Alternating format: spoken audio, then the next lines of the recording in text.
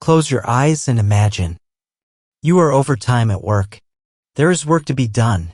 You look at your watch, it's past midnight. You are already quite tired. You can't put your mind to work properly. You need to sleep and rest. You decide to go home and sleep and continue tomorrow morning. You turn off the computer and leave the room. You walk through the long corridor to get to the parking lot. When you raise your head for a moment while approaching the parking lot, you realize that someone from the opposite building is looking at you.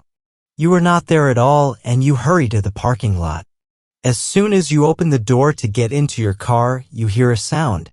When you turn around, you see a creepy woman staring at you right in front of you.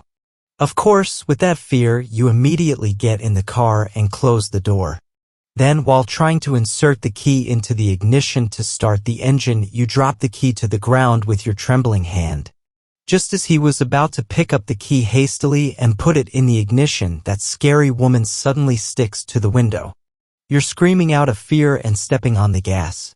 The creepy woman is still looking at you when you look in the side mirror. As soon as you leave the parking lot, you see that frightening woman, this time holding onto the iron railing, looking at you. You continue on your way without any hesitation. While you are walking on the road, you realize that he is watching you at the beginning of every street.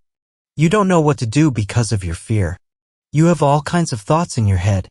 While you are walking with these thoughts in your mind, when you turn your head for a moment, you see a hand with long nails descending from the top of the car towards the window, and when you look at that hand in surprise, a disgusting and frightening face suddenly appears and shouts at you.